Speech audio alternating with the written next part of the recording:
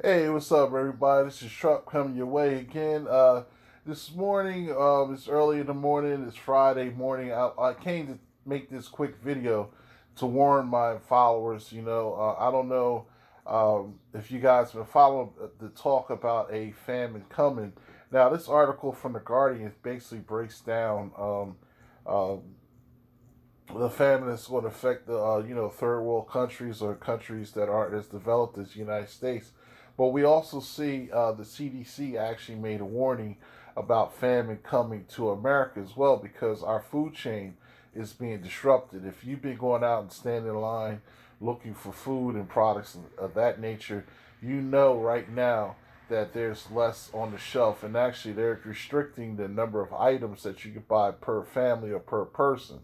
So it's important right now for you guys to go out and try to find yourself 5 pound bags of rice or 10 pound bags of rice.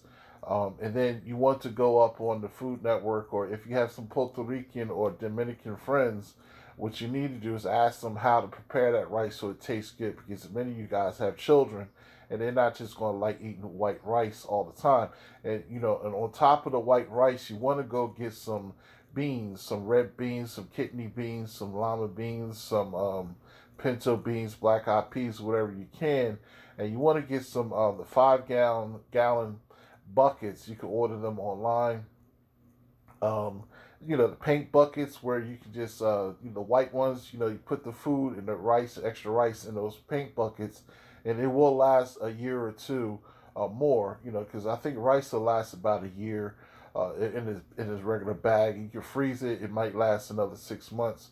But if you put it in those buckets it lasts up to 5 to 10 years, right? So you can stretch the use or the life of that rice, but it's coming because we saw Tyson recently shut down some pork processing plants. Other plants are closing as well because workers can get sick from this. A lot of people say, hey, we should go back to work, we should reopen the country, but these people aren't really considering the entirety of how this virus actually can affect everyone. If the people in the Midwest, and this disease is pretty much going to roll its way through the country. So as it rolls through where I am in the Northeast, we're starting to flatten the curve. We're starting to lower the rate of infections, and the deaths unfortunately have spiked a little recently, but eventually they're going to go down as well. But what you're seeing now is the other states now their numbers are starting to go up.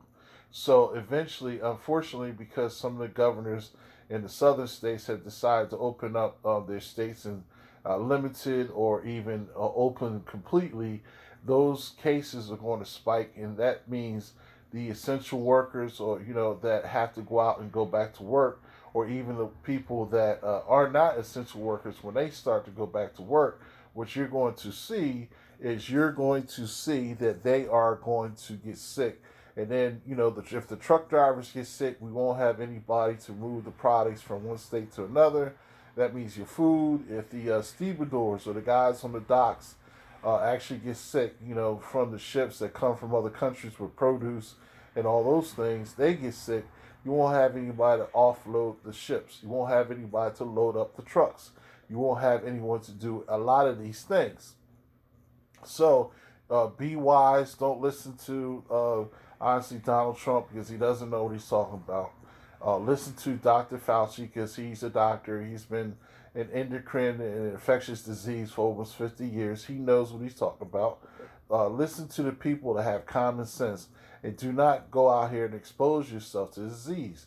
You know what I'm saying? Because you may think that it's not affecting you, but everyone, children all the way to adults, black, white, and Hispanic. Yes, black people, we are getting hit harder with this disease because of the racial inequalities in the healthcare system, because of all the different things that we suffer through racism in America. But it is still killing white folk too. So don't think for a second, because it's affecting us more, that it will not kill you.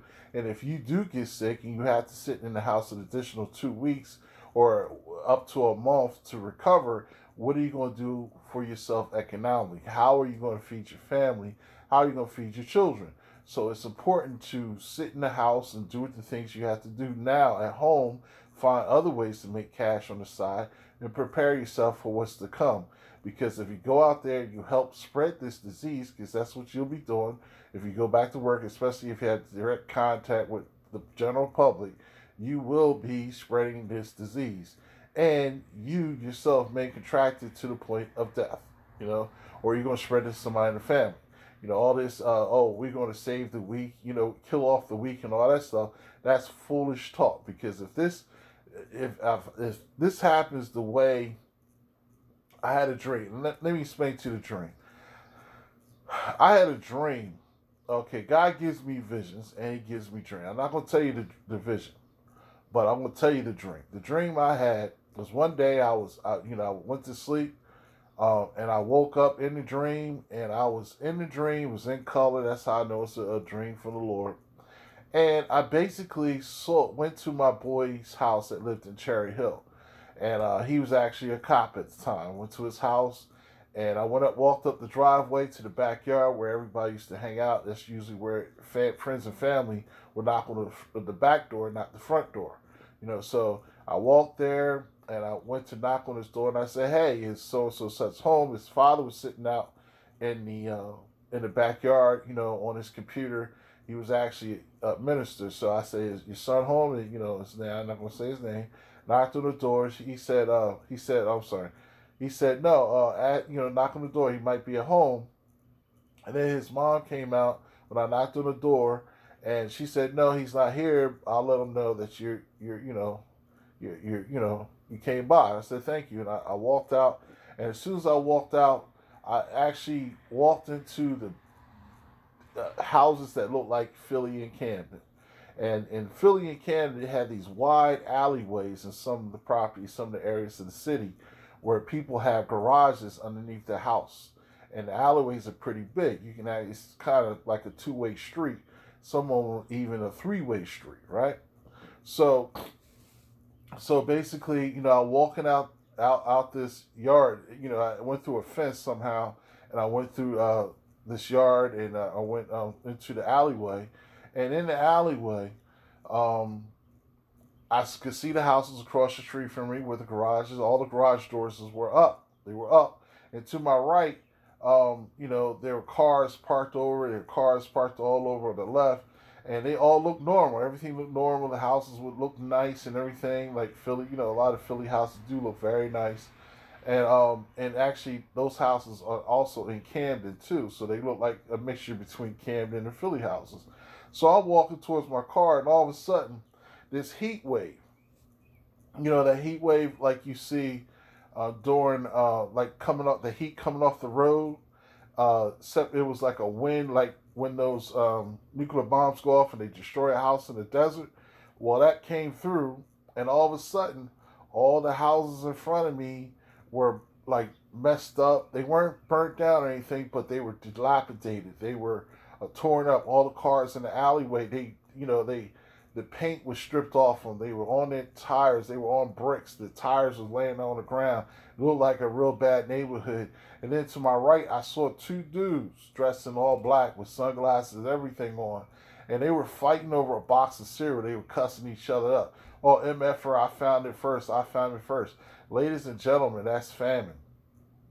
God showed me that was famine. That's famine is on its way. And they were fighting over it. And then one of the guys said, "F it. You can keep it." You know, and then he got in the car, and the car was loud. And it, basically turned out the alley and made a left-hand turn. So when I was walking, I said, "Well, let me get out of here. You know, I know where danger is, and I know how to get out of it, get away from it before I have to react." Right? So basically, I started walking towards my car, and I heard a lady and her daughter playing in the street across under the garages. I could see it was a lady and her daughter, and they were throwing a ball back and forth to one another. And the woman was like, "Here, catch the ball, Maria," and she would throw it across the street at her daughter, and the daughter would catch it. She like, "Good job, Maria, good job." And then the little girl would throw it back to her mom. And I'm worrying myself. I'm like, "Yo, I hope them dudes don't turn down that block so that, they'll mess with them because they were dressed nice and all this other kind of stuff. And basically, I heard the car turn the corner. I was listening, so I said, "Oh, here we go!" Right. So then the little girl was at the garage, and I didn't hear her mom no more. Her mom didn't say anything.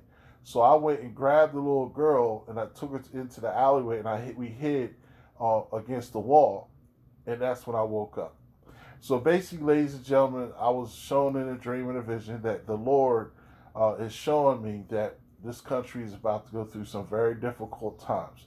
And yes, I do believe that this country is going to go through civil war this year. So prepare yourself, stay prayed up, and this is a better time than any to accept Jesus Christ, your Lord and Savior.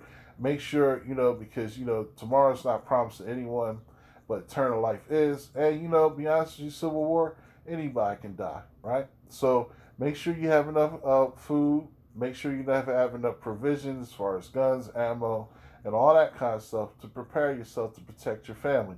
I'm not advocating that anyone go out and hurt anyone. Just stay home, protect your family, survive this situation, because it might take 2 to 3 years to get through all this. Well, so God bless you all. I will make another video probably tomorrow. God bless you. Take it easy. Peace.